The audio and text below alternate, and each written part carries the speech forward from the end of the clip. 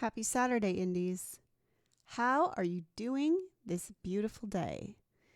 So stoked to be here with you guys. I'm still getting the hang of this multi-streaming business. Y'all know what I'm saying? But thanks for joining me today. So today we're going to be going over more of the just hot mess that a release can be. I have some cool things to share with you first. Last week we talked about some of these pre-save platforms and different services that are out there with pre-saves and other like email collection or multiple link landing pages, stuff like that. Which, as you guys know, like for my website, for example, I just have a page that it's a landing page and I have buttons on it, right? So you don't have to pay a service for that. Or like have someone else's branding, and you can install your pixel the way you would, it's already on your site. So it kind of, can be done for free and without any kind of particular service. But sometimes we also want to do more things. So we were looking at a few tools and one of them was Toned In, and I actually had the pleasure of speaking with them on Thursday. And I was like, hey guys, like we're taking a look at some stuff. Can you tell me more about the platform? And it does sound like they've put a lot of development into it. So I'm going to be testing that over the next several months to kind of, try a few strategies, see, if it's, worth the money and what the success rate looks like. And, obviously a big thing they're pushing right now is their advertising platform, which is basically just kind of an in with Facebook. They're a preferred partner. So that means that they get to, do some cool things that we can't do. Like, like right now, if you want to send an ad to Spotify, you either have to go direct to Spotify or you have to have a landing page that they then click on. You can't just have it send to a domain that automatically sends somewhere else. That's against Facebook terms of service. So, but with Toned In, for example, you can do that because they have certain agreements in place as to how that's done. So I'm going to be trying out some of that over the next few months, interspersed with other things to kind of see how that goes. I also hopefully am going to be talking soon with the people at Submit Hub to see if we can get any kind of inside scoop on that. I know a lot of indies use that. And some people have great success with it. And some people are like, nah. So I'm going to investigate that and see what we can find as far as like any kind of gold nuggets that are hidden in that platform. And then I also had a call with TuneSpeak, which is, it's a service that I really love. It's kind of, we currently recommend and have an indie deal for our pro members for Viper.io, and they run contests and there's a lot of really cool features in there. To be honest, Cirque is way more familiar with that platform than I am. And I haven't dug into it a whole lot, but I do know that the price point is a little aggressive, for, just contests.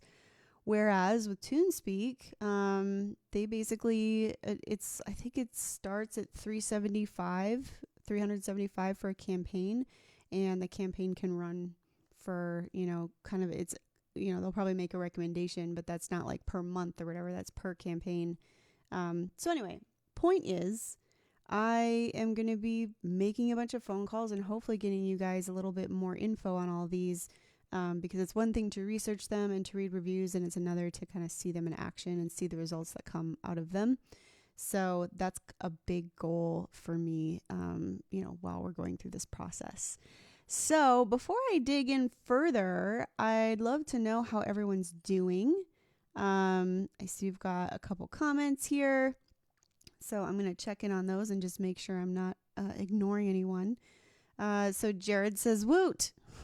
Woot to you too, Jared. All the woots. Hunter. Yeah, hi, Hunter. It's my pleasure. All the live streams this is a good learning experience for me too, because sometimes you can really get in your own head. And so bouncing all this stuff off of you guys and learning from your experiences as I'm going through stuff it definitely is helpful. Andrew on YouTube says, I prefer Hype Edits services. I don't know what that is. I'm going to put it on my list. See, this is what I'm talking about, guys. Thank you, Andrew. He said, but they also do have an ad-based platform. Tested their ad platform, and it was just doing what I would do myself. Right. And Andrew said, oh, snap. They can do auto directs. Yes, they can. Andrew says, I'm a curator on Submit Hub, so I'd be happy to provide insight into how it's like on the curator side. I can only imagine, right? I can only imagine. I don't envy any curator of any kind. I mean, we do have 2 playlists for Indepreneur, which we're looking to actually build out more. But they are, right now we've got a commercial pop playlist, and we have an I Miss the 80s playlist, which is, modern stuff inspired by the 80s.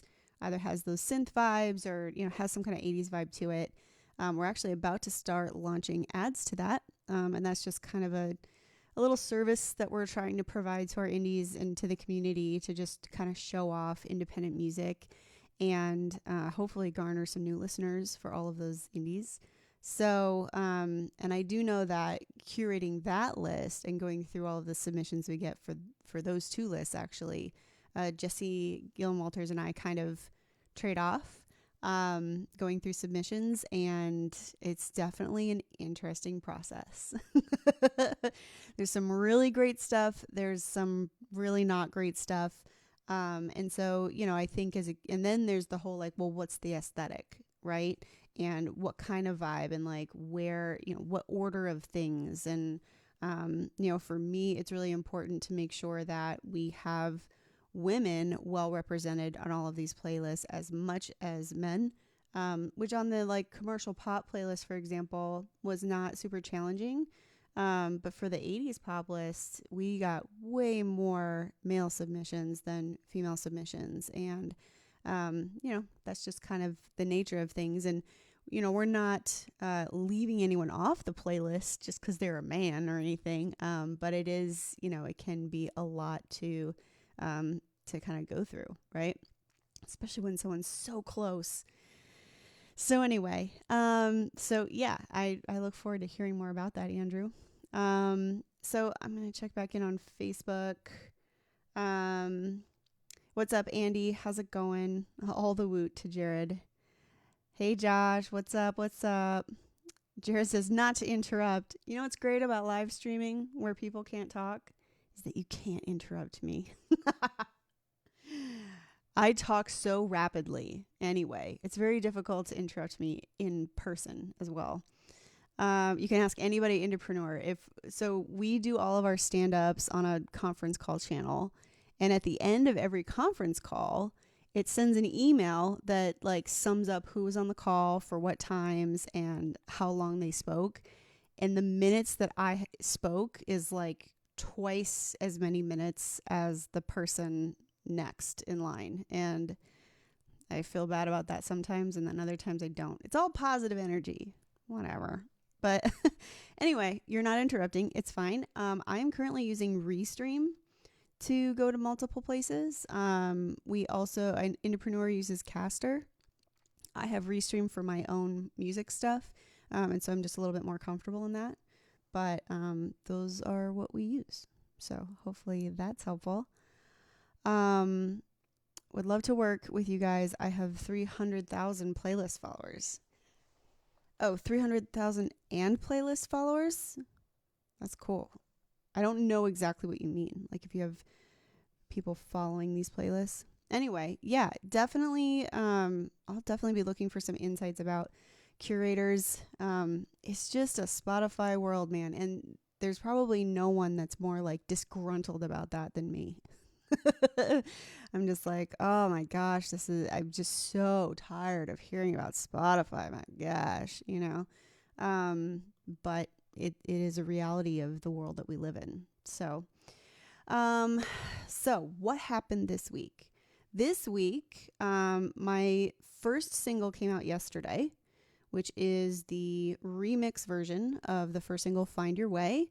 the cinematic version will be out in 2 weeks. And that's because the cinematic mixes and masters took forever. So I ended up having to delay them. I really wanted to do sister tracks so that they were released on the same day, which I know is not a very Spotify editorial submission friendly strategy. But to me, it makes more sense, right? These are all new renditions of old songs. So therefore, it just kind of makes sense for me to be like, okay, and here's these other 2 versions versus like spacing them out 2 weeks at a time. But, things run late. And I was like, well, so I can get this out. I can like risk it and be like, well, maybe it'll deliver and maybe it won't. Because I think I told you guys last time I've been fighting with my distributor about whether a composer should be listed in like the featured artist kind of area or not. So, and I'm trying to get that done because my composer really was amazing and just contributed so much to the project that, and he's really very represented. Like a lot of these songs have virtual instruments, and he didn't just compose a lot, almost all of the stuff. I mean, I composed some of the parts as well, but he also like played the virtual instruments. And I'm sure any of you who are producers or, people who make beats, you understand like that's a huge piece of the music, and so it's not even just a songwriter thing, it's a performance element. So anyway, long story long, I fought with them for a while and I think we got it worked out. So, but that delayed the cinematic version. By the time we resolved that whole debate, it was like 4 days before the release. And I was like, I'm not going to mess with that. So the first remix though, the first song is out. I had an exclusive premiere on Substream magazine, which is actually, it's a website that I really, really enjoy. I find a lot of I discover a lot of new artists on there. It's really great for, like alternative, it's called Substream. So you can probably kind of pick up the hint. So I had an exclusive premiere there. And it was a, great article. In the bottom of it, you had to scroll all through this whole text. And then they embedded the SoundCloud link because it was pre-release. So that was really the only way for them to, put it up there. So I haven't checked in on it lately. I think it got 150 streams or something like that. Because a lot of my fans already have it. And so I wouldn't say that it garnered anything crazy. I did get kind of a spike in traffic. And to be totally honest, I wasn't watching it as closely as I probably normally would on a release day because some of you may be aware that the Indepreneur website went through a little bit of a crash period so it was right over the days of the exclusive preview and the release, and it just wasn't the most primary thing on my mind. So if I'm going to just look at my SoundCloud real quick. So yeah, it's at 150 streams ish, which, that's fine. But now, and it was great placement. It was on the homepage of Substream magazine. It was in their header. And I think they've, probably moved it around since then, but it was garnering these things on SoundCloud. And I don't know what you guys feel about SoundCloud, but for me, SoundCloud is a big, it's not a place that I've ever garnered followers. I don't release music regularly enough to really do the whole SoundCloud thing. So I was cool, tight. There's people checking out the music, and I did put, I put a post on my socials and whatever, which is just, even if you're I don't want people to listen to SoundCloud, if someone gives you an exclusive premiere, it really is best practice to share it, So, so yeah, it basically gave a lot of people access to the song early, but then what points them to streaming platforms at that point? I did have, Apple Music did report that I got a lot of Shazams from it. What's also funny is that the preview does include the orchestral version. So that was it's still the only place that people can hear that. which is, is interesting. So Andrew says, I use Spotify exclusively to listen to music. Yeah, I listen on, I have iTunes, or Apple Music and Spotify, and I've actually, I've listened on Pandora in the past, and I have Sirius XM in my car, which it's excessive. I pay for all those things. But I'm just like, well, I'm just supporting more musicians. It's fine.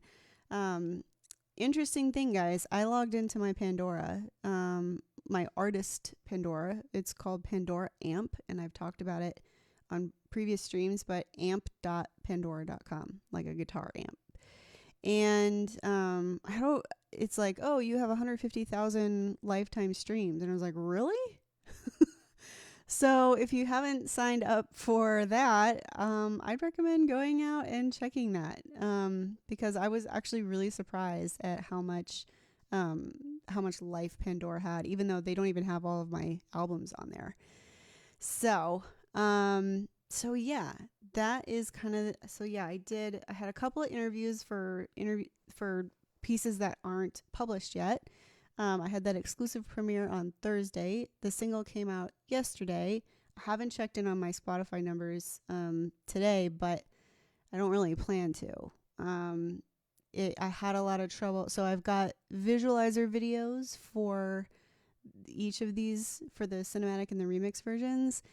And I hate visualizers. So I haven't put them up. I think the remix one's on my YouTube channel, but I'm not. It's so funny, guys, because you have this whole thing and you've got this big plan and you're marketing everything, and then something goes wrong and you're just like, well, okay, I can panic about this and try to hurry up and get it all put together, or I can just be like, you know what, I'm just gonna do what I can for this and prep heavy for the next one, so that then it's bam. And so that's kind of the route that I took for this, especially because stuff with Indepreneur has been a little crazy the past few days. So I'm gonna try to stay in touch with the comments as much as I can here, because I know I'll just go on and on and on forever. So Amanda says she has a weekly live stream and finds that since you don't really have a following on YouTube, it's not worth it. Yeah, I gotcha. It's tough, just doing the live thing. It's the funniest thing, because when Kyle Circa first wanted to go to having the podcast go video, I was like, oh, really? I really did not want to be on camera. I did not want to be doing any of that. I don't like video. I've always been really kind of I don't know, I'm averse to it. And I stopped live streaming a while ago, and I don't know what it was. I don't know what happened. I just decided that I didn't like it anymore. And but I got out of it, and this whole series, it's had more streams each week, than the first one. More people come live now than did the first time.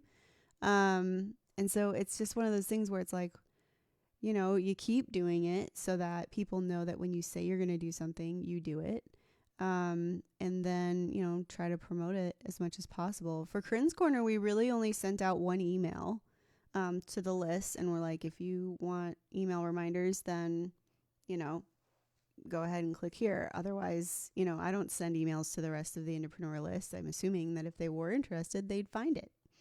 So yeah, but I think just doing it and getting used to being on camera and doing it because you said you'd do it, even for that one person that's willing to show up. If literally no one's showing up, I could totally see how that would be really tough. But one of our agency clients, Dave Pettigrew, he has been live streaming every Monday, and I think he did Monday and Wednesday for a while. Or maybe he does Monday and Wednesday now and only used to do Monday. I'm not sure. He either went from 1 to 2 or 2 to 1. I know that's not very helpful, but But it was really slow for a long time. And now his live stream community, I mean, we're talking years, guys, years of going and doing live streams. And it has just grown slowly but surely for a long time. And now his like live streams have like dedicated merch, you know, and I think he started creating merch for it because fans were creating their own merch, you know, and they were like talking about how they're wearing this certain shirt or whatever that they're all wearing. So then he started making them because apparently people wanted them, you know? So yeah, it's a lengthy thing. And to be honest, aside from streaming with you guys, I've never been good about like, okay, I'm going to do this. I'm going to do it every week. I'm not going to suck. I'm not going to claim I'm sick. I'm not going to let it fall off. I'm going to do the dang thing. And now I've done 4 of them. So they say it takes 21 days to build a habit. So is that 21 episodes of this, or am I already past it because it's past 3 weeks of actually doing it? You guys tell me. Ron says you got to stick it out. Even with low attendance, you're working the kinks out. So when the audience increases, you've got your bleep together. Abso-freaking-lutely, man. I totally agree. Hey, Shape of the Sun, a.k.a. Nate. What you doing? What you doing? Andrew says, nice bumping into you here. Travis hates being on video too. Man, it sucks. Ugh. Don't like it. So anyway, except with you guys. You guys are awesome. So this week, aside from all of the stuff, so here's what I'll tell you. The Substream magazine, I think they get like 80,000 unique users a month, which isn't giant, right? But it's a lot. And I got about 150, I got those 157 streams, which I also, that was a track that was just for them. So that was specifically for Substream. I actually want to look right now. How about I share my screen?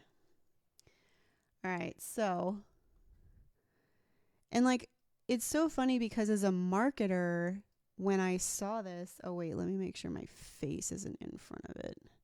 So bad about that. There we go. All right. So,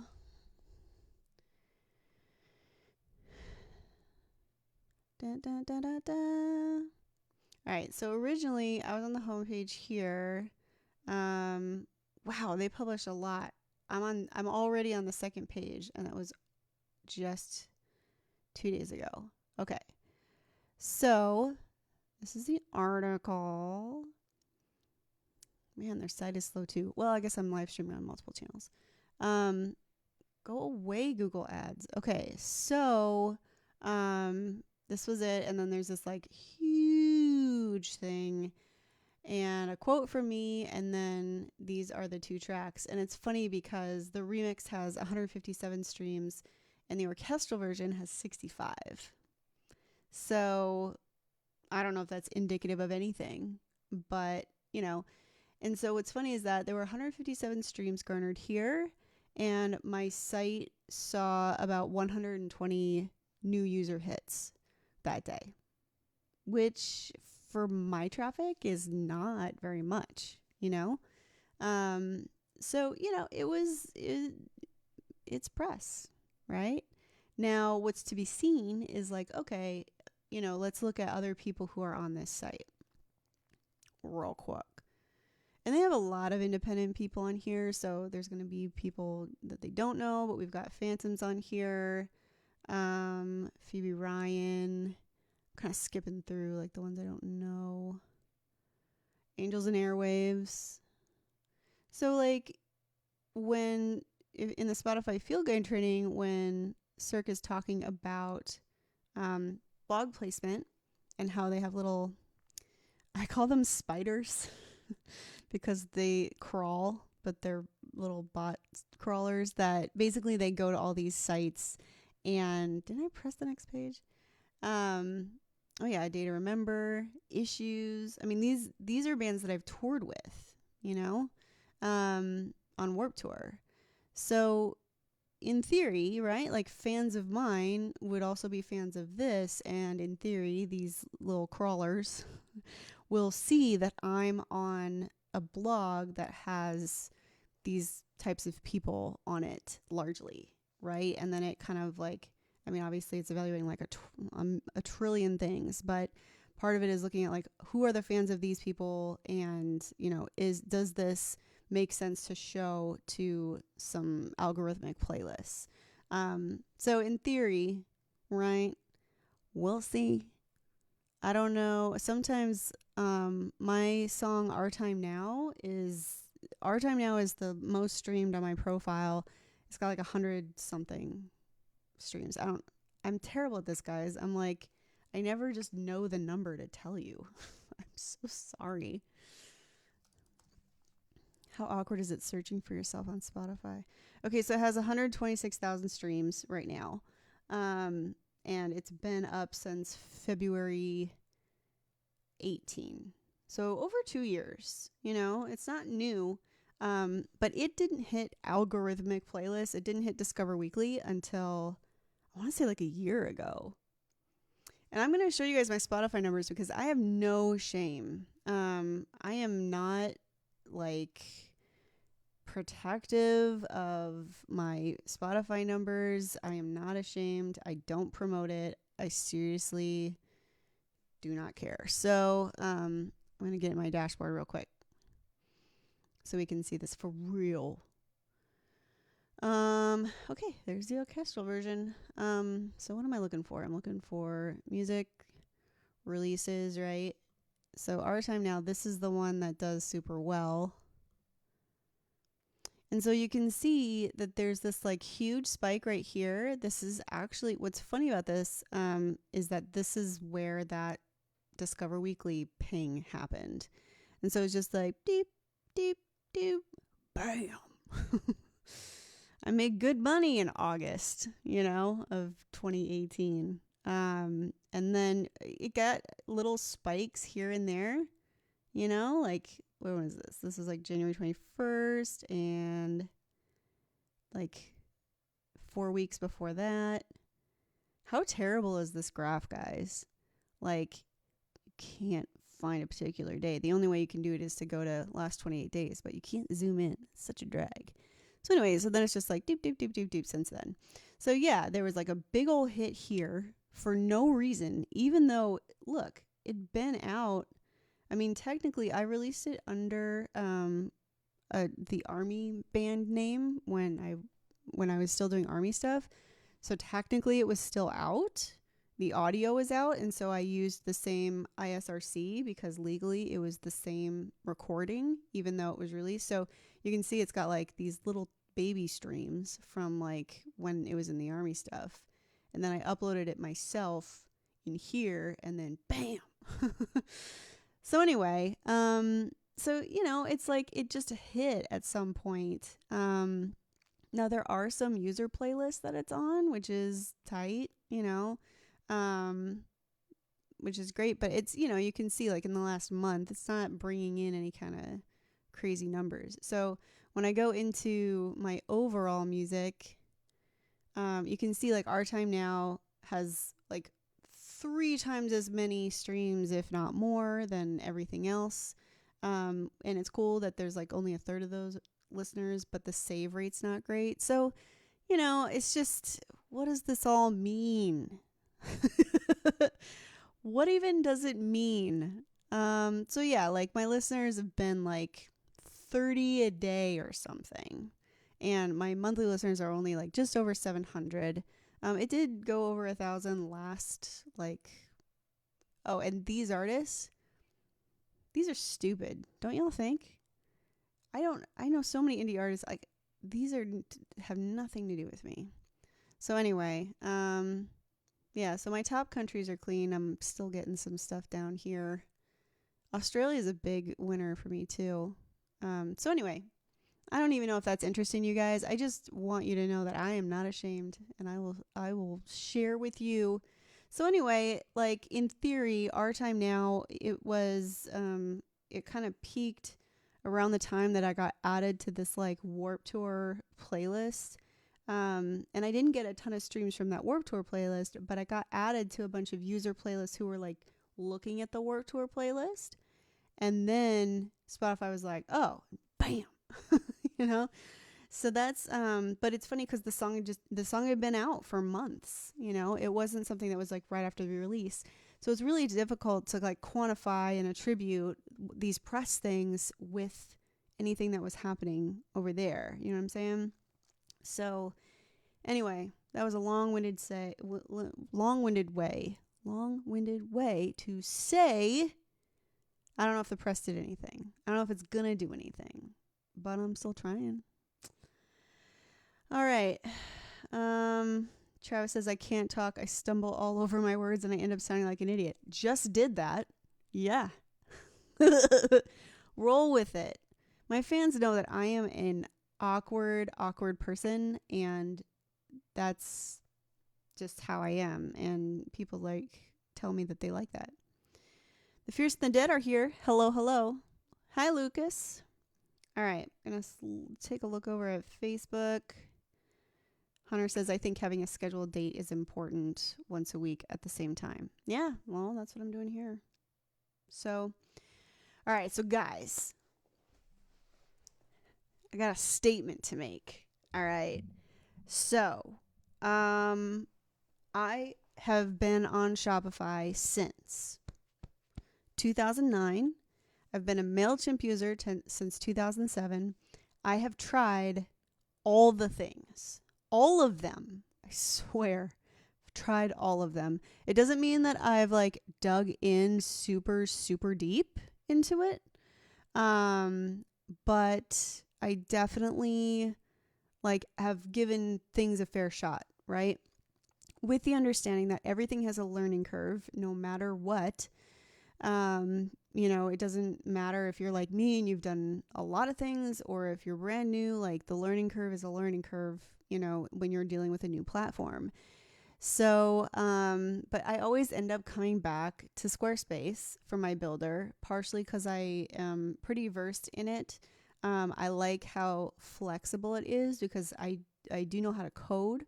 So it's easy for me to kind of apply those things in developer mode of Squarespace, but then also just use their templates and do not as custom stuff, and it still looks great. So I've just stayed on Squarespace. I always come back to it. I got a WordPress and Thrive themes and all of the things. I did a WordPress site, I did all of that. I didn't like it. I had a Wix site for a while. I didn't like it. I tried a Benzoogle account. No. So I just end up coming back to Squarespace every single time. I even tried, I can't remember the name of it, but there's dang it. I'll bring it next week. Because there's this program that you can build in that people use, but it's just what you see is what you get builder, it's software. Anyway. So yeah, I've tried a lot of different sites. I end up back at Squarespace every single time. In fact, my subscription on Squarespace has been since 2009. I never stopped paying them. And then for the store, for the longest time, I just used PayPal buttons and landing pages. Definitely didn't do much there for a while. I was selling through, just these pages, and I'd put an image and put a button on it, and they would go to PayPal and check out, or they would go to Stripe and check out. So then I got Shopify probably 3 or 4 years ago, and I've used Shopify ever since. And I like Shopify, but I don't code in Liquid, which is what Shopify uses. So I'm not really wanting to learn that language and not wanting to learn how to code in Liquid. Which means that you have to buy plugins, and I don't like it because it's just it's $29 a month. That's so manageable. It's but then if you want it to do the things you want, you have to pay another $300 a month, So I've been dealing with Shopify. I think it's really powerful. Everything integrates it, it integrates with it. The development dollars behind Shopify are tried and true, and that's always what I'm kind of looking for. I don't want to use an underdeveloped product because it's going to cause glitches, which is going to inconvenience me, and it's probably going to impact the user experience for my fans. I don't want that. So, I definitely go with you get what you pay for, and I go with Shopify. But that said, recently, Indepreneur is built, our website is built in WordPress. Cirque built all of it in the beginning. And we've slowly, it's, on WordPress, and we've slowly added plugins, and, we use MemberMouse to manage our, membership access. And we were using MemberMouse's built-in cart, so that when people bought a membership, they would pay through MemberMouse, and then MemberMouse would automatically give them the associated access. So the problem is that, in my opinion, MemberMouse's, some of their functionality for their cart and for their PayPal integration, I don't like it. I haven't liked it. And it's not something that you can see.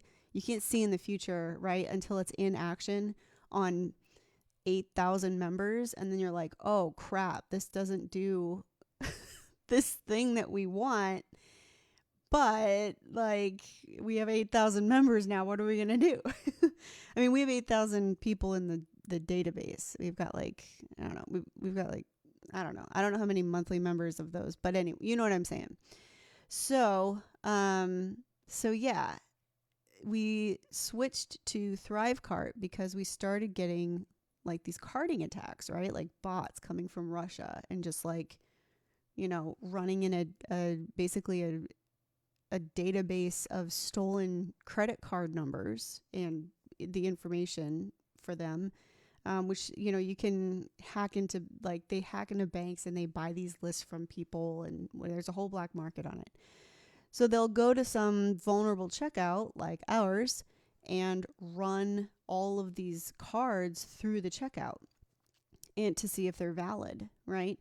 And so the ones that clear, they're like, oh, it's valid. Great, we can use it. And they don't care because it's a $37 purchase, and they've just validated that they can probably get away with buying a lot more. So it was like, well, we need to stop these. So Circuit did a bunch of research and came to Thrivecart, which we've talked about in the past, and I'm sure he's known about it for a while. And I was like, okay, whatever. So right now, Thrivecart, it's not a monthly membership. It's just a straight up like lifetime access fee, and it's still in development. But guys, like, once Indepreneur switched to Thrivecart and I started like messing around in it for some of the stuff I was doing for the company, I was like, this is fire. This is what I think the intent of ClickFunnels was to be. Because it's like, it's landing pages with a cart on it. You can make a sales funnel out of it, but you can also just have the cart. But the checkout is so much less cumbersome. There's upsells, but there's also downsells. And it's just fire. Like, you wouldn't want to use it for a storefront. It's definitely like dedicated cart checkout. But it does order bumps. It does everything. And it looks super clean. And I've run like on my phone, like test checkouts. And I'm like, this is really, it loads fast. It's like easy to design and set up. And you can even run different pixels on different products. So like in theory, if, I wanted to run more than one store on it, I could, because you can set up individual tracking for each product. And I was just like, dude, this is so cool. And you can do memberships with it. So guys, I switched to Thrivecart last week. So the offer that they have right now, and it doesn't, if you go to Thrivecart.com, it doesn't even tell you that this is a thing. Like, you have to Google it, like Google Thrivecart, and then like look for the special offer window, which is different. But anyway, so it's like $690, and of course they're like, oh, it's a $3,000 product, but right now you get it for $690 or whatever. But I think it's been that way for like 2 years. Supposedly they're moving to a subscription model, and if I had to guess, I would guess they would go at least at the ClickFunnels kind of level, if not more, to a monthly, for a monthly thing. And since ClickFunnels discontinued their $19 a month funnel that we'd been sharing with indies for so long, like, I don't expect most indies to pay $97 a month for a cart. Like, no, But if you think about Thrivecart at $690, right, which I think they have a $500 version and they have like a $690 version because it's like pro added features. And I was just like, well, if I'm gonna do this, I'm just gonna do it. So I did the whole thing. But that's essentially like 5 or 6 months worth of ClickFunnels now, but it's lifetime access. And I'm telling you, it's pretty cool. So, yeah, so I spent like tons of time figuring out Thrivecart, setting up. It integrates with everything too. It integrates with mailing lists and Zapier, and PayPal happens natively, so you don't have to worry about that weird thing with ClickFunnels where PayPal sometimes doesn't work, and it's great. I just love it. I'm endorsing Thrivecart right now. Don't go buy it if you don't need it, but I think it's great. The other thing that they have a pay what you want setting. So I actually relaunched my Gilded experience from 2 years ago, and I'm running that to people now. I decided to restrict it just to the US so that I could just deal with domestic shipping and I don't have to do a bunch of international stuff. But I'm running that campaign, and I don't even have to say free plus shipping and handling. I can say pay what you want. So think of the psychological difference. If someone is considering like, okay, should I buy this album? Like, oh, they're offering it to me for free plus $5. And so there's more on you as an artist to be like, look, this isn't trash. I'm not just giving you trash for free. I'm giving you a memento and something that has this value and whatever. And so there's more of an argument that has to be made. But if it's like, look, this is $10. And if you can't pay me $10, then put $0 and just pay for the shipping. And if you want to pay more, then pay more. And at that point, people are looking inside themselves for their own generosity because you just did something that was generous in giving them the option. So I'm really excited to test out this free plus shipping and handling funnel. Because it's not free plus shipping and handling, it's pay what you want plus shipping and handling. With all of this new audience that's coming in. And then I'll be doing upsells and downsells to the greatest hit stuff and pointing them to the new stuff and whatever. That's kind of the point of it. But I'm excited about Thrivecart, guys. Just saying. So I'll be sure to report back on that. I spent many good hours in Thrivecart this week when I could.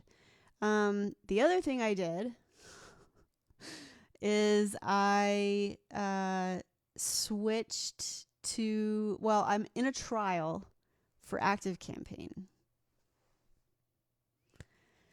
And it's crazy because I love Mailchimp and I hate Mailchimp, right? And I've been using Mailchimp for seriously over 13 years. Like before I put out my first EP, which was in May of 2007, I've been using Mailchimp. I love their show collection, like the email form that you can bring to the show and have it on an iPad, and you can auto tag them for the show that they were at and whatever. Like, but they've gotten in the weeds, guys. They're not just doing mail anymore. They're doing all of this other crap that I don't want, and now they're raising prices to cover all of these things that I don't want. And there are some limitations to Mailchimp. Like, it's super user friendly, but there's a point where it's like, seriously, I have to set up another automation to do this part. Like, why can't I just split the automation if they do this or that? Well, ActiveCampaign does that. And it does like 50 million other things. And has trackable landing pages. What a shock. Who knew it was possible? So I spent another several hours in ActiveCampaign this week. It's funny because I was up to like 3 a.m, like fucking around with this stuff. And then I, woke up at 8 to come in to do Indepreneur stuff. And that was the day that the site crashed. And I thought I was just going to cry. I was like, it's all too much. And like the song's coming out and my membership's not ready and the cinematic version's late and you gotta sleep when your life's like that. But I loved ActiveCampaign enough to keep doing it. So I want to show you guys something real quick. Because as much as I know you love just staring at my face for 5 hours straight. All right, hold up. Let me grab a window. By the way, how cute is this flower? You get it, girl. Sorry, it's a cute flower. All right.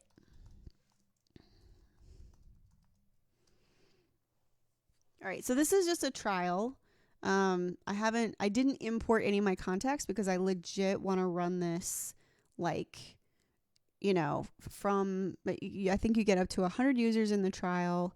And I don't know how long it lasts, actually. I should probably check that out and make sure it doesn't like run out.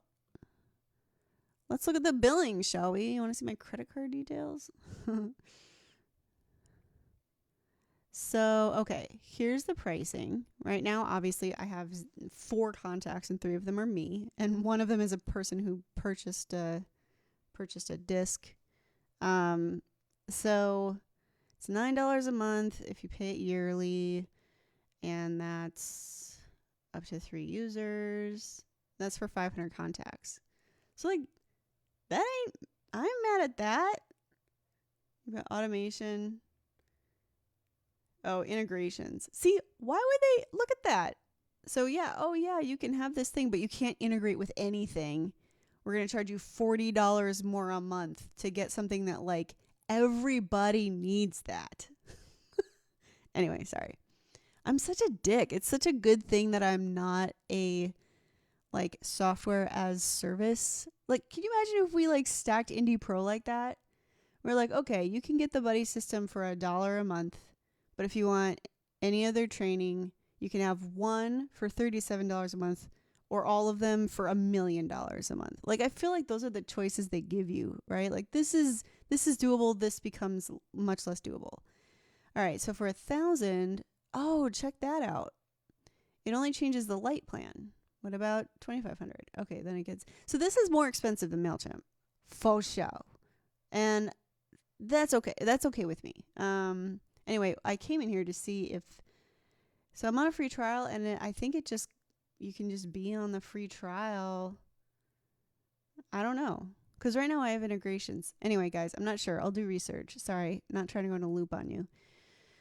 All right, so I started a campaign called Stop the Pop-Up because every time I came in here, it would pop up and say, hey, make your first campaign. And I'm like, I'm working with automations. I've already built it. So if I want to create an automation, for example, say I start from, or even if, let's say I don't start from, I'll just start from scratch. The email builder is one of the most cumbersome things I've ever seen. And for me, it's just so crazy. Let me just go back into campaigns here. And some of you, like if you are a MailerLite user, what do you guys use for email? Andrew says, is ThriveCart basically just like ClickFunnels? You can set up a domain on it, use it as its own site. Yeah, absolutely. Like I said, you wouldn't want to use ThriveCart for a storefront, right? That gets complicated because you're trying to display a lot of things. But you can set the product, an upsell, a downsell, pay what you want. Like, and there are membership plugins, right? Like it links to certain membership plugins. So anyway, it's tight. So if different builders, I don't know if you guys feel like I do about these builders, but the reason why I hate this builder so much is that it reminds me of ClickFunnels. And I'm like, I hate ClickFunnels. But essentially, like, you can't make a change to the font. And I should like say this caveat. Everything I'm saying, I don't know for a fact because I haven't been in here for more than a week or even less than a week. I think it might have been Monday night that I got ActiveCampaign. So like, if you know ActiveCampaign and I'm wrong, you tell me. Okay. But, I don't think I'm wrong with a couple of these things. So like, for example, you cannot change the font for the whole thing. It's the same way in ClickFunnels. That used to drive me bonkers. I'm like, I want to set global font options. Can't do it. Got to change it for every single one. So for me, essentially I was like, okay, fuck this. I'm going to build a template that is the thing that I'm always going to build in, and I'm never going to change it. And I'm just going to, because it was such a pain. So like, say you want to go here and change the font and you change to Arial Black. It's like, oh, nope, you didn't have it selected, so you can't. I'm like, okay, let me change it to Arial Black now, So like you have to have stuff selected to do it. It's just kind of, it's chunky. Like I know it sounds like I'm bitching about something that's not a big deal, but it's like if you want to change all of them, So anyway, there's that. Same thing with like, look at, they have a typo. If you want to change the color, you got to change that up here, right? And change it for each one. Now, the thing that really bugs me, and I was even dumber when I first went through this, right? So almost every single email I have has a button. So, I care about button styling. And I was like, okay, so I need to change the font and I need to change the font size. It took me I had to ask Jack. I was like, why can't I change the color of this? Duh, it's right here. I did not notice that. It was not intuitive. And so you can change the padding, right? Like how big around, but you can't change the padding on the sides and not the top. So if you want a full width button, go home. Can't have it. Which is really irritating. I don't like that. So I even looked for a way to try to do it with CSS and could not do it. So I didn't like that. So yeah, there's a bunch of stuff in here that I don't like the builder. If you want to drag blocks around, okay, so, and this is, in this way, this is similar to Squarespace in that it's like, okay, there's these blocks and you can drop and drag things. So if I drag that to the left of this, it's going to adjust the whole thing. If I'm like, oh crap, I didn't mean to do that, I could just place it somewhere else and it goes back. So I'm into that because that's something that I'm kind of familiar with. But with some images, you could put it here and that doesn't look good. In Mailchimp, if you put an image block, it automatically has this padding and this doesn't. So I can click on it, right, and put whatever in there. But I gotta change the padding, and it's just it's clunky. Is that the worst thing in the world? Hell no. Because all right, I'll show you this automation that I'm running for the Gilded Pay What You Want. All right. Well, this is actually so what I did is I replicated the entire Gilded experience. And so I created one email. Can I just see it? Show it to me. All right, I guess I have to click at it. It's fine. So, I put my colors in here. I'm sure it probably doesn't show as much on the live stream, but, this is dark purple instead, which is why I'm probably losing my marbles about changing the color, because that's not a big deal, except that all of my dark text is purple. So I had to change every last one. Now you can see that my hair was a very different color at the time. And it's been blue between that and now, but all of my videos for the Gilded experience are in this color. So that's why that's there. Not that you need to be judging me about that. I'm just saying. So, and this, right? There's these little blocks and that's a block and that's a block, but what's this? How do I change that color? And then I figured out that it was oh, it's this whole column, and it's just, yeah. So once you make one though, it's okay, I got it, and then you just replicate, you create make a template from that, and then, you're good to go. So once I did that, I basically took all of the emails that are in my experience and created all the emails, just copied them straight over from Mailchimp and brought them in here. And you can see these are not complex emails. I literally am day 5, here we go to day 5. It's not complex, right? So anyway, I just basically built those out. Now here's the cool thing. So right now I've got a cover page, which I've showed you guys recently. The cover page on my site, on my Squarespace site that has the gilded opt-in form. And then I have a ManyChat JSON. Now, none of these are, there's no audiences that are in this yet. I'll go into that in a minute. So this hasn't actually totally started, but it's active and it's ready. So, they get the day 5, wait for a day, send them the final day. This brings them to a Thrivecart checkout so that they can go buy it. So let's go ahead and just click on that real quick and I'll show you guys what it looks like. Andrew says I might ditch ClickFunnels then. I have a site already, but I use ClickFunnels for ads typically. If you've got $600, $700 to drop, like with the understanding that's an investment, I wouldn't even think twice. I've hated ClickFunnels from the very first day I learned of it, and I still hate it. Does it do what it should do? It absolutely does, but I need it to talk to other things. And with the price point, it's just way too much. I can't justify something so broken for that amount of money. All right, so I did give away merch packages to these 3 people, so that's still in there. And then it's like, click here if you want it. So I'm going to copy that so you guys see Thrivecart real quick. I can't remember if I turned this product off or not. Okay. It looks like Shopify, but it's not Shopify. Look at this. You can pay what you want. So let's say I put in $5. Cool. Let's say I put in $10. And you can put this little message. It's like, ooh, you're generous. Thanks so much for the extra support. So like that's kind of neat. It's a little Easter egg for people who are going to be generous. And you've got your shipping here and it's credit card or PayPal and you put it in, done. Now you can see here, like I have very limited stock of the limited edition. So it says only this many left.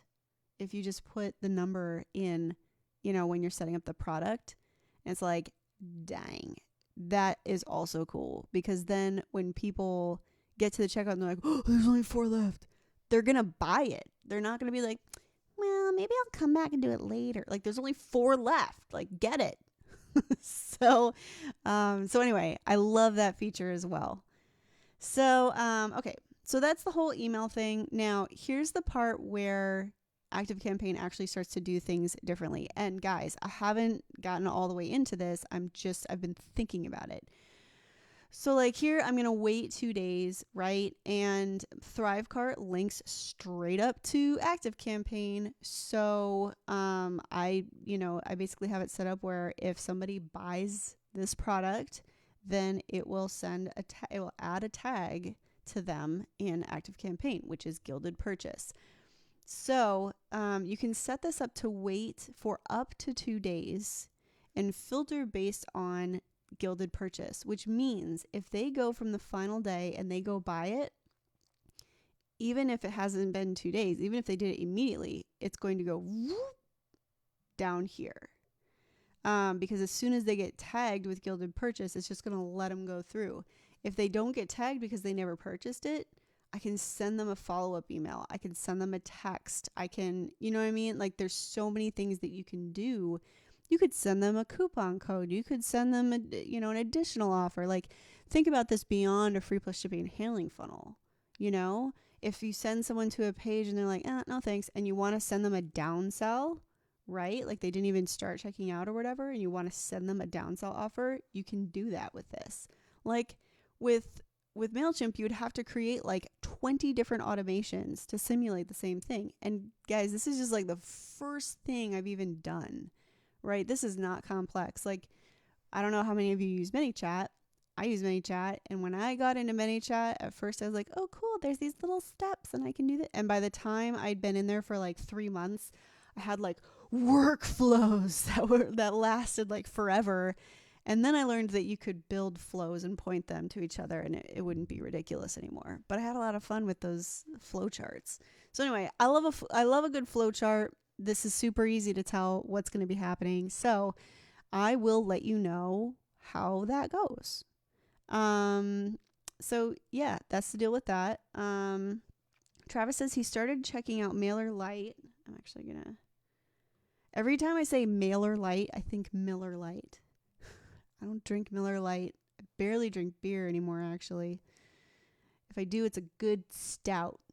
Anyway, I started checking out Mailer Lite and I love the interface. It's a lot easier and cleaner than Mailchimp from what I've seen so far. Yeah, totally.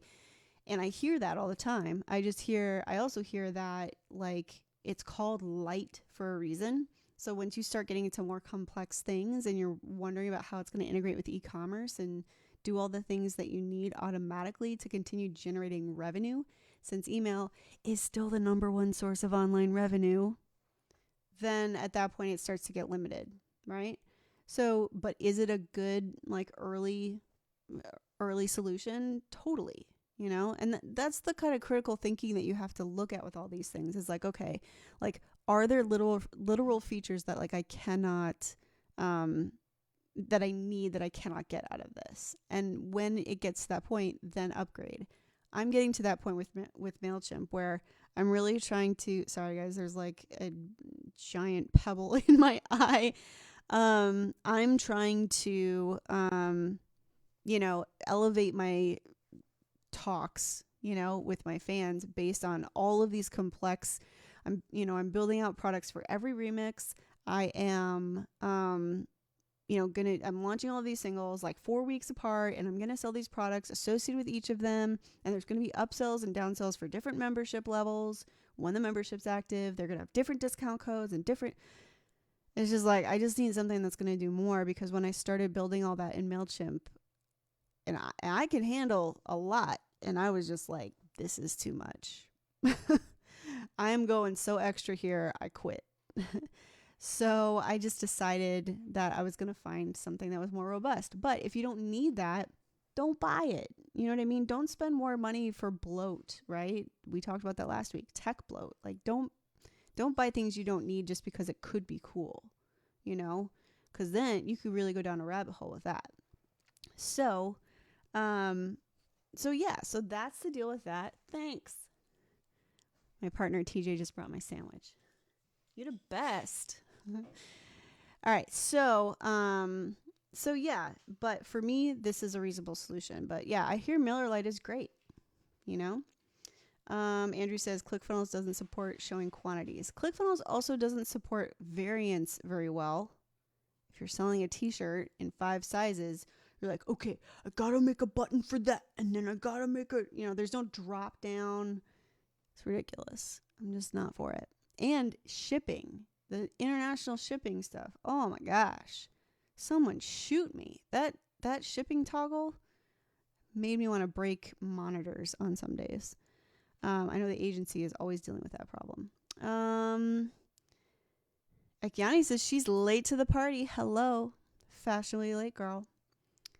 And Greg said, oh, I forgot about this. So I don't know if you mean like this session or something that we were talking about. Sorry, Greg. I don't know what you mean.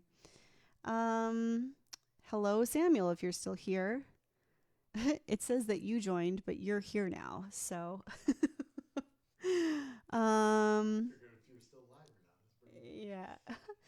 Marta, thanks for the hair color comment. I tried it. I literally, so you guys saw I was yellow green, and then I was teal, and then it was blue, and now it's purple. And it's starting to go a little pink, like just, you can see like there's bluey and pinky in it. So eventually I'll get all the way around the rainbow. Roy G. Biv, but I started at Y. Jeff says he's using Reverb Nation, but not in love with it. Oh, Jeff, get off Reverb Nation. I love you so much. Please do not be on Reverb Nation anymore. I will help you, friend. Please, I know you have my contact info. Contact me. Let me get you off Reverb Nation. Oh my gosh. Lucas says, Corrin, did you try cart flows? Is that a... Let me look at it. Cart flows. And here's the thing, guys. What's funny is that with Thrivecart, I never, ever, ever, ever would have bought something for $690 if I didn't have the chance to see how it worked for Indepreneur and like got in there, to see like, how does it sort transactions and how do the products work and where can I connect it and whatever. I never would have spent that amount of money, So, that's what's hard about all this stuff, right? Is like, do I spend the money? Where's my free trial? Give me my free trial. So, but yeah, I mean, that's definitely, that's why I'm trying to share it with you so that you can at least get a feel for it. Especially because we haven't really made any super strong recommendations since ClickFunnels. And I just know that there have been increasingly more problems with ClickFunnels. And so Andrew says, oh, snap, it's $4.95 now. No, it is $4.95, but then they're going to upsell you for the Pro, which you're going to want. And that brings it to $6.90. Just to let you know. All right, so Lucas is talking about cart flows. So I looked it up real quick. The thing is, Lucas, this is a WordPress plugin. Does it do not WordPress? I'm just looking at it like first knee-jerk things. Turn your website into a machine. So this is WordPress, WooCommerce. Can I tell you guys a secret? It's not a secret. So the issue that we had with the Indepreneur site a couple days ago is a, I guess what I'll say is this. It's a recurring problem for WordPress users because, and it could have happened anywhere, and it's not just that, but WordPress is particularly subject to a lot of different types of attacks because their content and login, and there's a lot of different slugs to your WordPress that you cannot change. So what it means is that if someone identifies your domain, they know where your Ajax load is. They know where your login page is. They know all of the PHP structure because it's the same for every WordPress site. And that is, to be honest, something that has kept me away from WordPress for a super long time, is because it's kind of like, you guys remember when like PCs were like 95% of computers in the world were PC and 5% were Apple. And people were like, it's impossible to get a virus on an Apple. And they made it sound like it was because Mac computers were so much better. And it's like, no, you're such a minority of the users that it ain't worth developing a virus for you guys. We can get all over the place. We can get into billions of machines if we go PC. So, with the same thing in mind, WordPress is the biggest, like, non-custom developed, like it is the easiest thing, to write some kind of malicious, like malware or, any kind of malicious attacks, stuff like that. And so I'm not saying everybody panic and get off WordPress. Nobody's coming for you, you know what I mean? But if like you were Lady Gaga, like don't build it on WordPress, So anyway, so I'm paranoid. I don't think anyone's going to try to hack my site or do anything crazy, but that's why like Squarespace has lots of like DDoS protection, and like it's just ridiculous. Like their servers can basically handle that stuff. And I would rather just have someone else take care of that for me so I don't have to deal with it. But that said, this does look cool. So yeah, I mean, let me know. I do think that's cool. If you have a WordPress site, like you should be using something like Cartflows, right? Or there's different plugins for WooCommerce as well. And I want to ask you WordPress users, like, how do you decide what plugins to use? Because OMG, there are so many freaking options. Like I thought the Shopify App Store was ridiculous. How do you even like decide what plugins you want to use?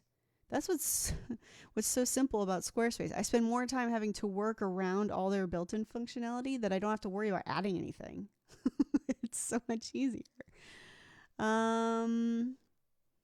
All right, Greg says, how can you enrich the details of your list? Meaning, if I have emails, is there a way to easily populate names, social medias, whatever is public?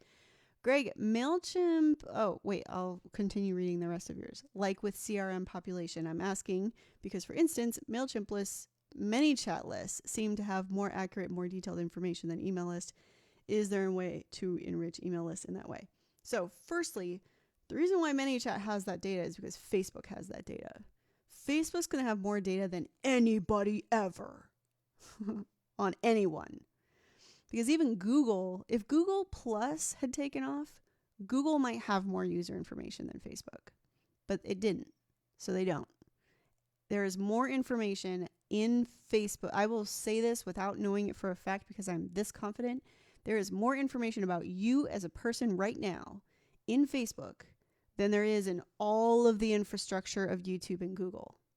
Because it knows your people, it knows your location, it knows your network, right? And you know that whole like law of like 6 degrees of separation, right? Like so much of your interaction with your network on Facebook is indicative of so many things about you. So ManyChat has the information that Facebook will give them, and the reason it populates is because Facebook knows every dang thing about you. So, that's the benefit of working with a messenger bot that has the correct API allowances.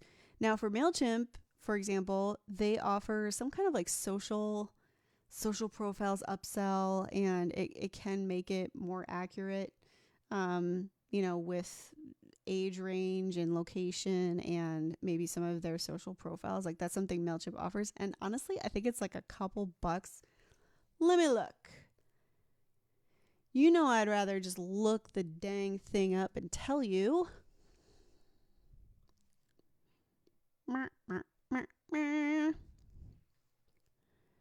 Okay, so this is a cold list I don't use anymore. And let me see.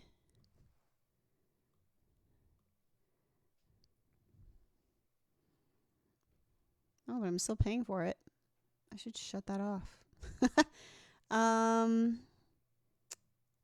Monthly plans.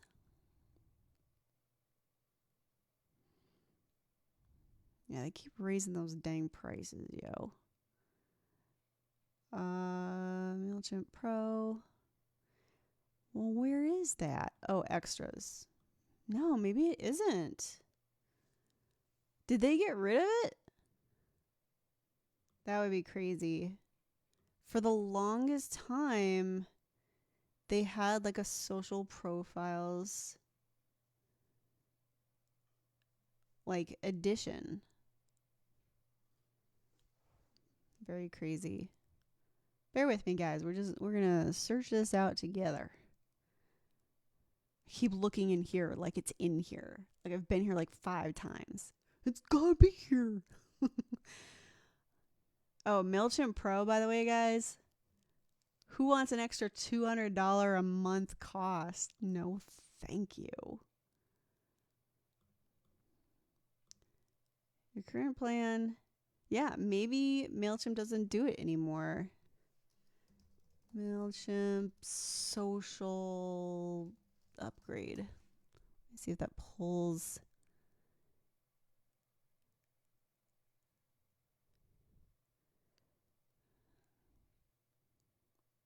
I don't know, guys.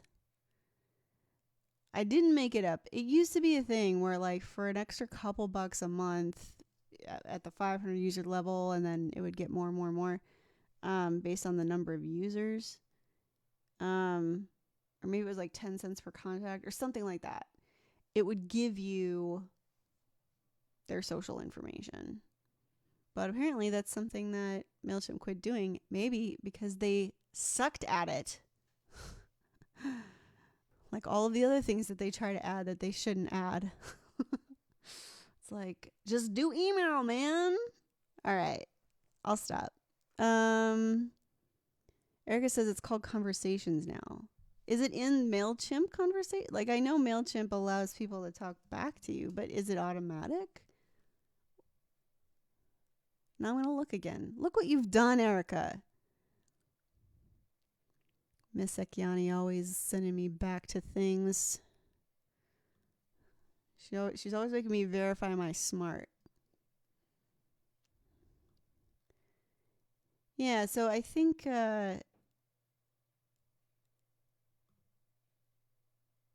okay. Oh, you guys know what it is? You know what it is? I'm on a grandfathered account. So they don't allow me to add it. They want me to change my account. for these different things. So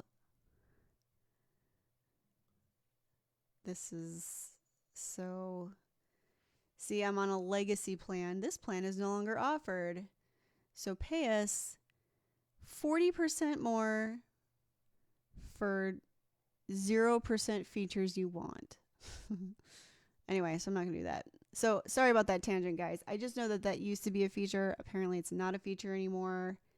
They do manage conversations, but and I think that they're auto-populating some data, but they're not doing like the social thing. Like it used to be that you could pay an extra few bucks and they would like try to find their Facebook, their Twitter, their Instagram, their YouTube, you know, so that you could be creepy and go randomly find them on Twitter.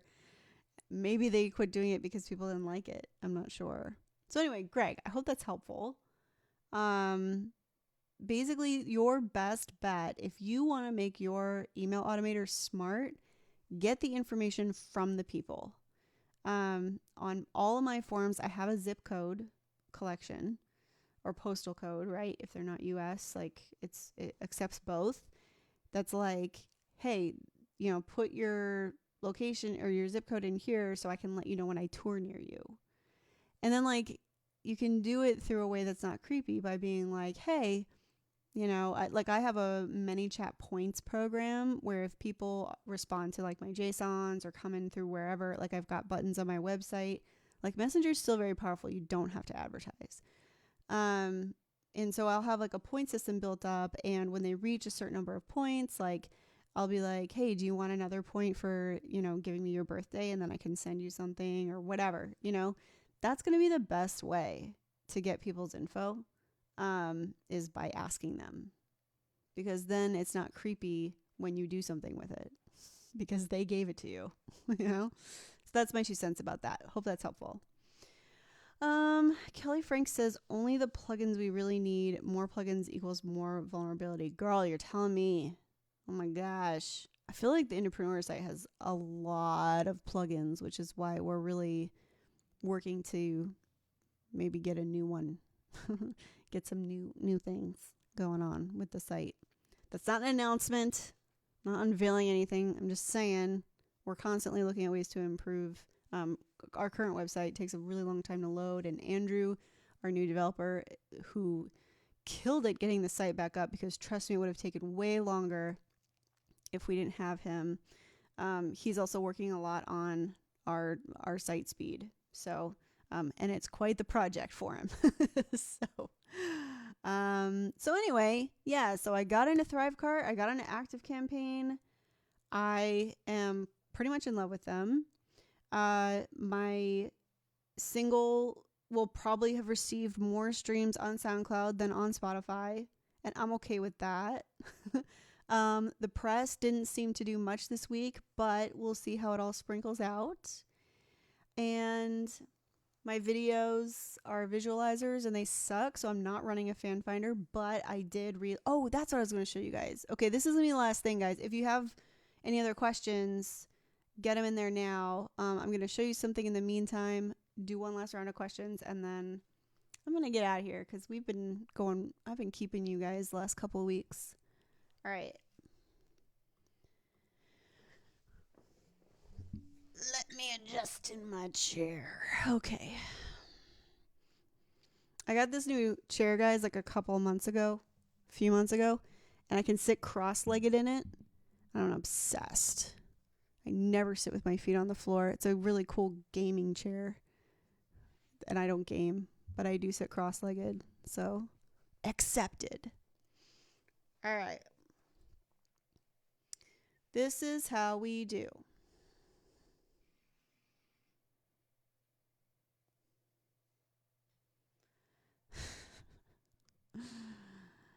All right. Let me go here just so we can like clean up the view a little. All right. So here's what I'm running. Oh wait, I need to turn that off actually. Okay. So I went in here and relaunched, the Our Time Now video views that, if you guys have been listening to us for a while, I have mentioned this several times. I have a really crappy, not recommended fan finder. And I ran a lot of it. Let's see. I ended up running about $1,600 and over 1 million impressions. Like, this is from, like, look, December 17, right? Like, it's just been kind of stuff that I turned off and on forever and ever and ever. Like, you can see some of these are from 2018. Some of this is like 2019. So, hey, question. The Greenlight course is already out in Indie Pro. It's not yet available for standalone sale, I don't believe. Sorry. Guys, I got to take a total break to tout my latest training because I am so stoked on it. I don't even have the advanced stuff in there yet. Okay, yeah, looks like it's not actually open. We always give courses to Indie Pro members first. That's kind of another benefit of paying for Pro. So if you have Pro, it's in there. If you don't have Pro, it'll probably go up for sale in a few weeks. It kind of depends. Circa's always, trying to suss it out. It'll probably not come out until I finish the advanced sessions or the advanced strategies section. I've got a whole bunch of lessons to amp it up even further. So hope that answers your question. Sorry, I got total squirrel moment there. So we're in our time now. And so I'll just show you the ad. This is not recommend. Like, I can't say it enough times. This is not the kind of video you should run your fan finder on. This is not what we want. Okay. This somehow succeeded in spite of itself. I don't know why. I think it's because there's fire in it. I don't know. It might be this headline, because we're living in kind of a frustrated political world right now. So maybe that. I don't know. But this thing just somehow worked. And I have no idea why. So this is the first video.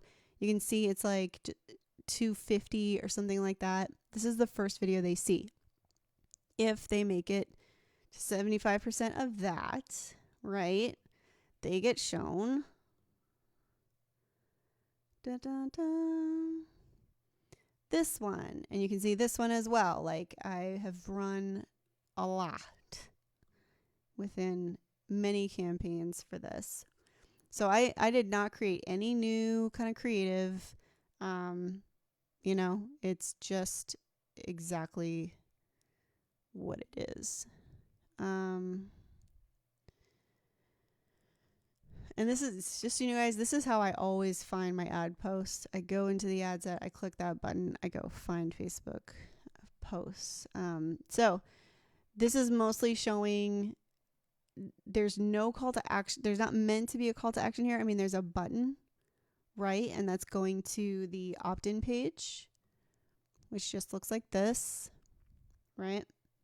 Yes, I want in. Dot. You can see that there's a view content firing here and a lead will fire if they submit. So that's all that is. But I don't put any copy on it, and I'm not, it's showing dynamic creative, so it's not going to stack any of the social proof on it, although you can see it has 43,000 views because, it's feeding all over the place. But basically it's like, okay, the very beginning of the video references the thing they already saw with the hope of like getting that brand recall. So if you're not using your face in something, this is very difficult to accomplish. Fortunately, I had fire. So that worked. Then I had an opportunity to introduce my face into it. And, I've got an interview on here with Fuse TV. I'm on Warped Tour. There's this big crowd here, so it's giving some like credibility, and whatever. So, but there's no clear objective to that, right? That's really just to warm people up and qualify them even further. So if they view 75% of that, then they are fed one of these opt-in campaigns. And that's how that's working. Now, what's interesting is that this campaign is so old that it was still optimizing for 3-second views. This was before 10-second views. This was before through plays when this campaign was created. So I was running, like when I just, wait, let me look at what the bleep? Let me look at the last 7 days. Where is I don't even know where the ad set is that I was running. Okay, there it is. All right, so I was running to a lookalike of US, Germany, and Australia because those are my top 3 sellers. And I only have 21 copies of this album. So I'm really just trying to generate more interest. And, these are the 3 countries that always respond best to everything all the time when I'm looking for new fans. So you can see here, like if I go down into video engagement, it wasn't great, but it wasn't bad. So what's funny is that, okay, at this rate, I got 58.55 divided by 437. So my 75% video views were 13 cents. Not terrible, but not great. And I was watching it, and it was interesting because at the first part of it, it was more at like 7 cents. And then it just started to go, which happens, right, as things optimize. Facebook finds the right people right away. Sometimes it goes the other way, where it's like, why are my costs so high? And then after 24 hours, you're like, oh, well, that's good. So, and if I look at the breakdown, you can see that like none of these really ran away, right? I mean, that's what we're always, when we're thinking about green light countries, right? If I had France in here, it would have all the budget. So I know that these kind of dispersed evenly based on the population, because obviously the United States is biggest, and then Australia, and then Germany. So this seems in ratio to the just general population there. You can see that my conversion rate in Germany was the highest, to 95 and 75% views, way higher than these other 2. And Australia was next, and then the United States. So that was interesting. But I was like, the costs are going up, and I don't know if it has to do with the fact that I'm running in this weird old campaign, because I wanted to test it to see like, well, I wonder if like if it'll do something different just because, it's not, because it's this old campaign that has all this history on it. Let me clear this breakdown because that is confusing. All right, so now this one is running, and looks like it's not running. This one's running, but it's not running. So this is meant to be replacing. Yeah, it just looks like this hasn't delivered yet, which is interesting because I'm pretty sure went through review like a long time ago. Oh, it's because it just started running today. Last 7 days doesn't include today. Gotta love how Facebook does that to you. So you can see like the cost for through play is much higher. My cost for through, let me see. Wait, now I feel like I'm lying to you. And guys, just bear with me. I know we're like going between, it's almost like going to different times in our lives. All right. So, and where the heck is the one that I just did? Okay, this one. All right, so you can see, thanks for being patient, guys. So this is, you can see my cost through play is a penny here. And if I look at country breakdown for that metric, go away, little box. Thank you. Cost per through play was, oh, this is today. Sorry.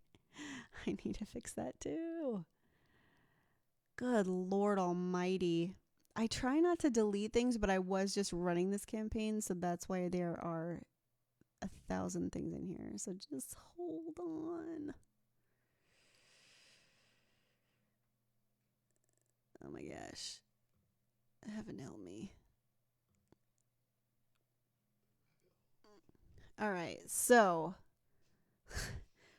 per through play, 1 penny for all of them, So already as an average, sorry it took me so long. I just wanted you guys to see it, that I wasn't just like saying it. In this new one, when we switch it to just today, and again, it just started delivering. So I'm not going to freak out that bad. But, oh, and so you guys know, I separated female and male. Funny, right? Because I always tell you not to be sexist.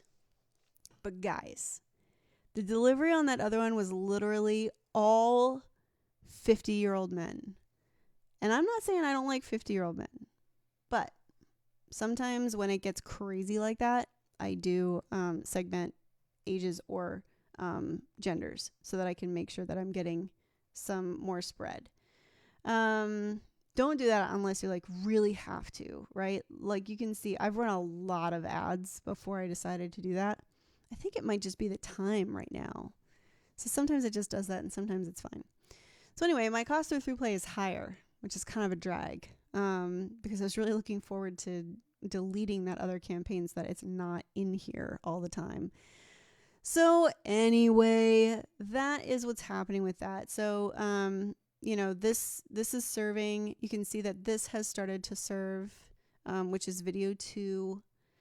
And then one day later, they get the JSON. Why are these boxes? My gosh. Okay. Kind of hating the new business manager layout. I'm not going to be one of those old people that's like, just because it's new, I hate it, but I kind of hate this layout. So anyway, that's now the JSON and the opt-ins. Thanks for being with me again, guys.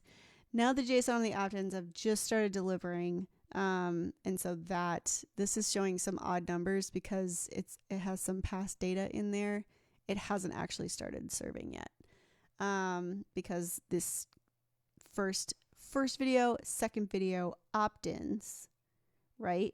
That's what's running. So the first video just started 2 days ago, and then after a day, they get to see the other one. Now let me show you how to do that real quick. So what I did is, oh my gosh. Let me go to this one because holy hell, there's a lot of ad sets in here. So what I wanted to do was target people more than 24 hours after the time they saw the first one, but not more than 5 days after they saw whatever video, right? So like this is the opt-in ad. This is showing to 75% viewers of the second video, but you could apply this to any step in it. I basically created a custom audience of people who have engaged with this in the last 1 day. Because I don't want to like pummel them right in a row. Like, watch this, sign up. You know what I mean? It's a little assertive. But you could do it, 24 hours apart. So I wanted that magic window of like 1 to 5 days where it's like, okay, so they're into this, but maybe I let them breathe for a day and then show them this. It's easier for people once they've slept on something to not feel like they're getting bombarded. So that's what I did. I exclude people who engage with it in the last day, and I include people who have in the last 5 days. So that 1 day cancels it out. But then if somebody interacted with it 2 weeks ago or a year ago, it's not bothering them with something that isn't a relevant conversation for them in the moment. And then I also exclude website leads because that's where this is going. So yeah, I recommend doing stuff like that when it makes sense. Is like, okay, I have ads running. I want it to serve people in a time that's relevant, but not, so soon that they're like, okay, I get it. I just looked at it. Like, I'm sure you've experienced that, right? Where you're like looking at in fact, TJ does this all the time. I will send him something. I'm like, hey, I bought this chair. I like recently got a zero gravity chair. Super spoiled. I got a cheaper one compared to anyway. So I got a zero gravity chair and I sent him the link I was like, look what I got, He was like, dang, that's really cool. And then he texted me like 4 minutes later and was like, look at the ad I just got. And it was that chair. And I'm like, that's aggressive, and that's how e-commerce is done. And I think people are used to it. But I think when you're trying to develop a better relationship with your fans, maybe chill. Let him call you. Don't call him. You know what I'm saying? So anyway, this is the way that I do that, is that I have this like exclusion, so that I know that it's been at least a day. They've absorbed my awesomeness, and now I can present myself once again.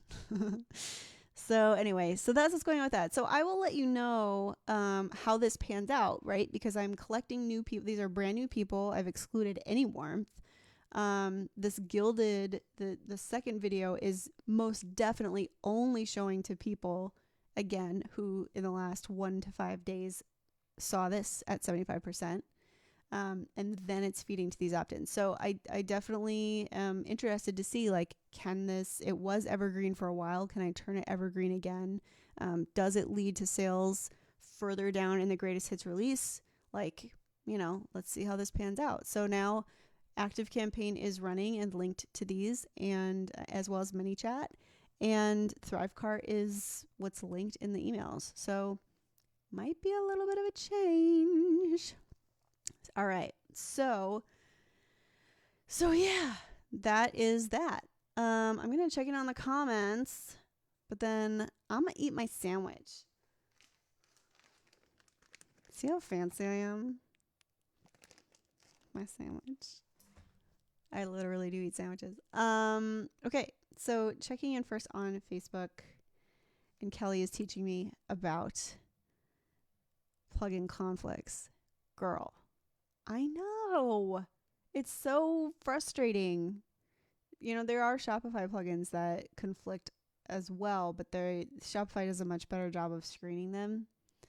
But yeah, it's so hard. That's one of the reasons I learned how to code, HTML and CSS, was because I wanted to set up my own things, because nothing would work right.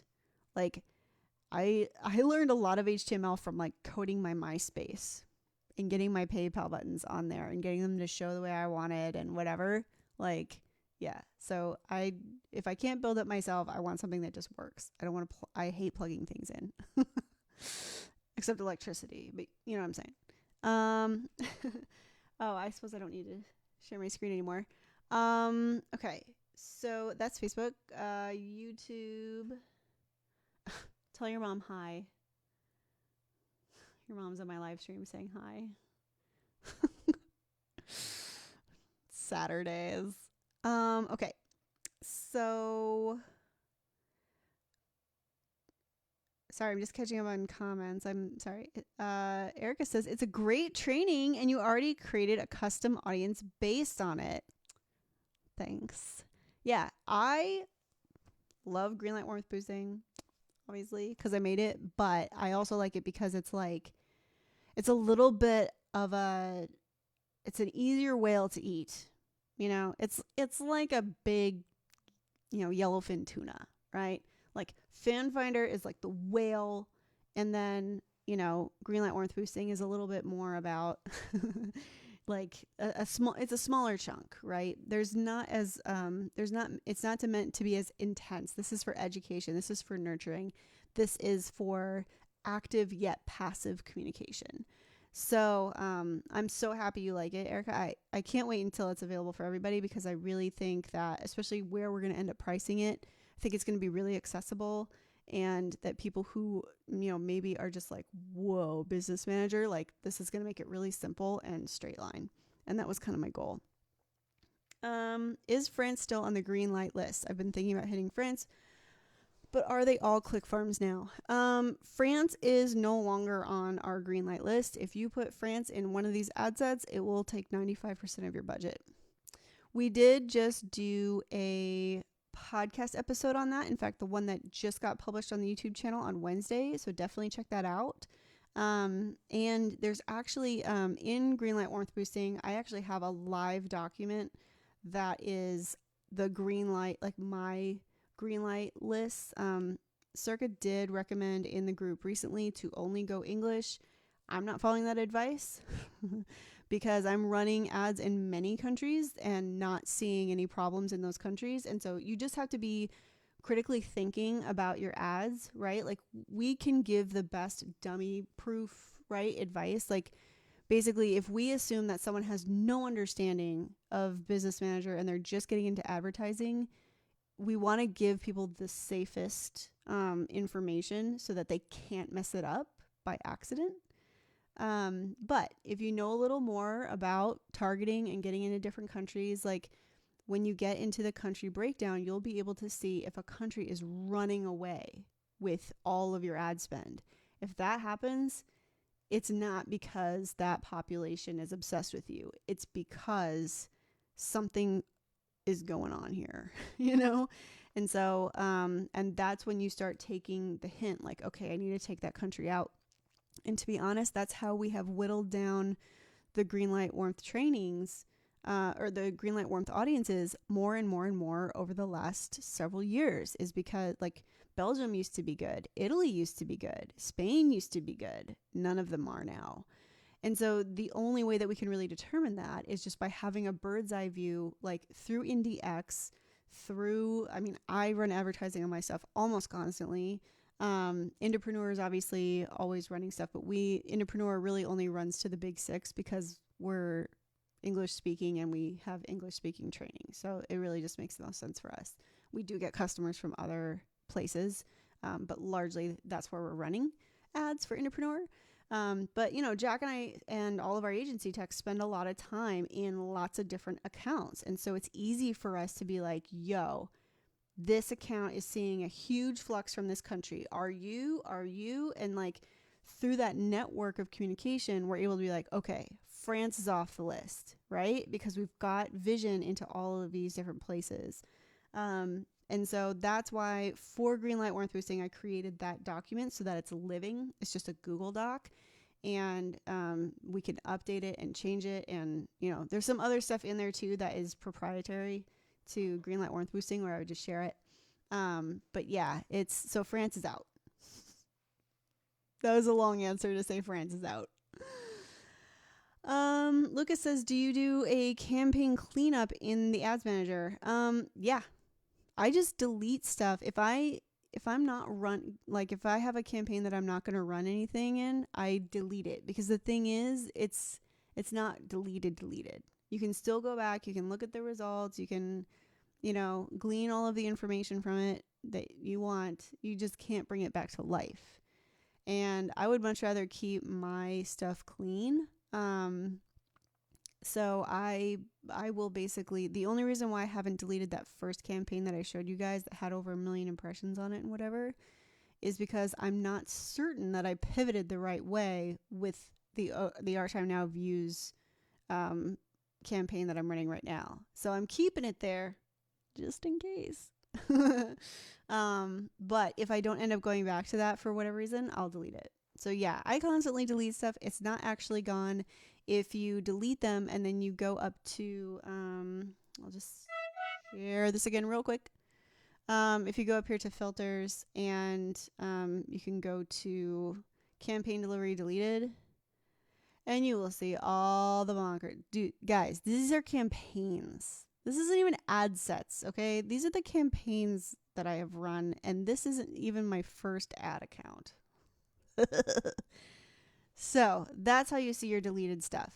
So yeah, I just clean it up. If it's not something that I'm going to be actively using, and I know that it's not something I need to revive and bring back to life later, instead of just shutting it off, I will delete it, because I'd rather keep my head clear when I'm looking at this stuff. You know what I'm saying? Greg says, what is life? I don't know what you're reacting to, buddy. I'm sorry. I didn't see it as it came in. The Valley Mountain Band says, looking forward to episode 5. Thank you so much. I appreciate that, because, I'm just starting out on this thing. So thank you. Really excited you guys came. I mean, every week I see a couple new names, and it's super, super fun to just go over this stuff with you guys. And I hope it's obvious that I'm not guarding anything. The only things I'm guarding is like if we're talking to a company and they're giving us a trial. One of the things that I will openly say that Toned In gave us a complimentary account. And I don't plan on digging into them as hard as I might if that weren't if that weren't a thing. Like if I paid for it, and like hated the hell out of it, I would like go through and show you all the things I hated. Does that mean that like I'm not going to be honest about it? Absolutely. And I'm most definitely not going to say anything positive that isn't true. So you don't have to worry about that. But I do want it to be kind of a full disclosure situation, I will share my experience with you. If for some reason it's not positive, like I'll probably just be like, I don't recommend it. And here's like some very basic things why, and leave it at that. But if I pay for something and like it sucks, you will know everything that sucks. Promise you that. But this is kind of the type of conversation that needs to be had to facilitate us trying as many things for you as possible, because as much as I would love to, I cannot spend $1 million on all of these things to test everything for everyone. So this is kind of how we facilitate that. So Greg says, I was reacting to your gender splitting audience thing. I know it, but it does alert me to something, because I was literally, okay, promise, last thing. I was shocked, really shocked at what happened here. So let me change this again to, and like, look guys, I only spent $58 on this before I was like, well, maybe I'll try something else, and that's the difference between what we tell you guys to do and what we actually do.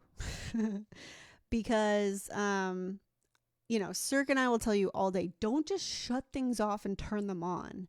But that's also because a lot of people are doing that like 4 hours in, this ran for like 3 days, I want to say, before I shut it off. And, I'm reading signals, and I've been doing this as long as Business Manager has existed. So like, I feel really confident about that. But in any case, don't go around flipping things on and off. It's not recommended. I just do what I want anyway, but do as I say, not as I do.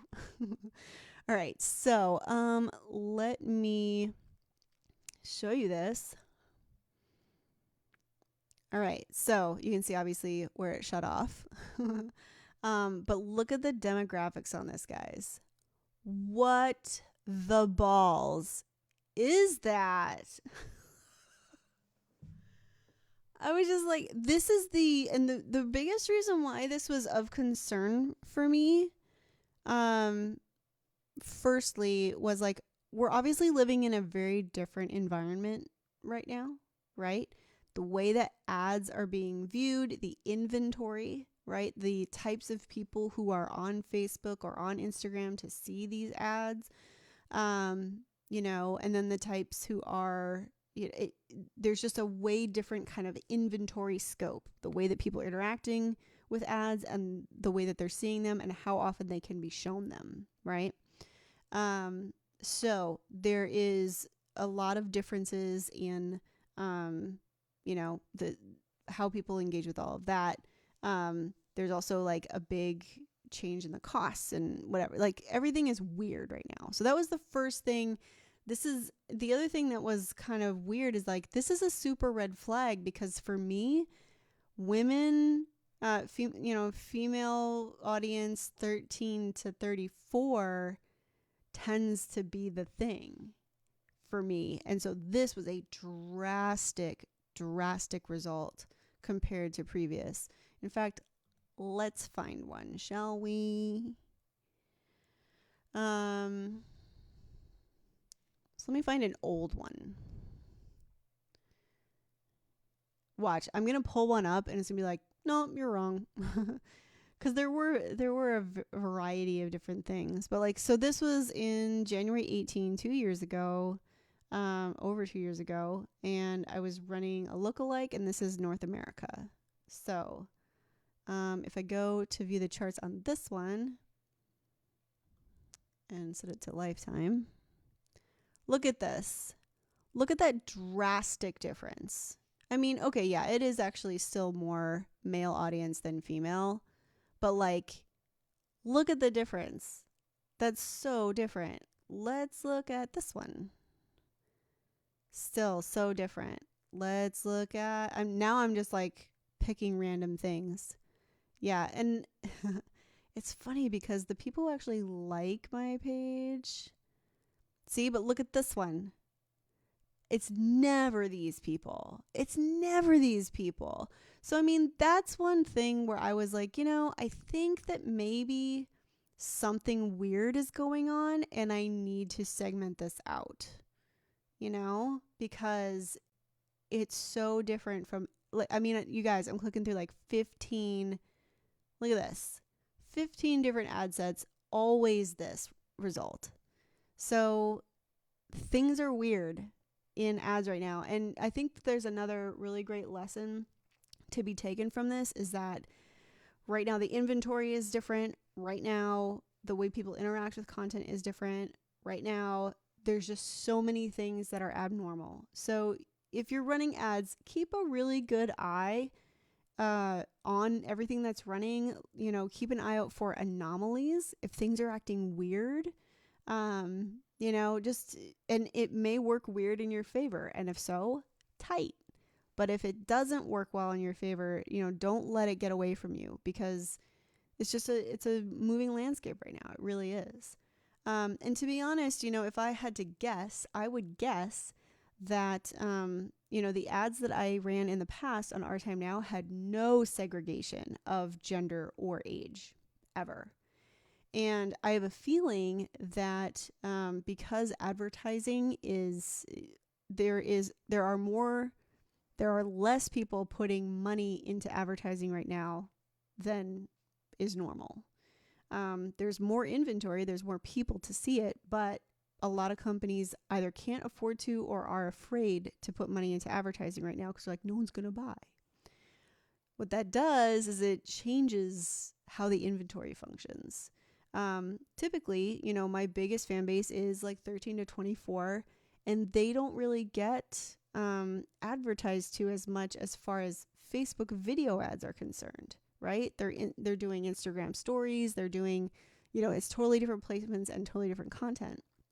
So, but now there, a lot of companies market to middle-aged people in general, especially middle-aged men, because statistically, middle-aged men are more likely to watch long videos, and middle-aged people in general from age 40 on up largely have more fiscal stability. So financial stability, which means that they purchase things, right? And so a lot of retargeting ads and a lot of lifestyle ads and a lot of companies are very opposite of musicians. Musicians are like, I want all young, cool kids at my shows. And companies are like, we want people with money. So we gonna go that direction. So all of that said, the inventory is very different right now. The fact that many people are not marketing right now, just watch your stuff closely, because things will be different right now than it was if you were running ads 3 months ago. And it's probably going to be that way for a little while, and so you just got to try to pivot with it, apply as much critical thinking to it as you can based on what you've learned. And I'll be here live every week if you're like, help. And we have Indies Live every Wednesday if you're a pro member. Or for the month of April, it'll be open. So, all right. Anybody else tired? I need to eat my sandwich. You guys are super great. Thank you so much for coming. I hope that this is helpful. Feel free to leave in the comments if you wish there was something I covered, or if you have questions that you'd like me to address next week, because I'd love to go ahead and hit those up before I dive into the whole thing. But otherwise, I will see you guys next time. Thanks so much, y'all. Have a happy Saturday. Bye.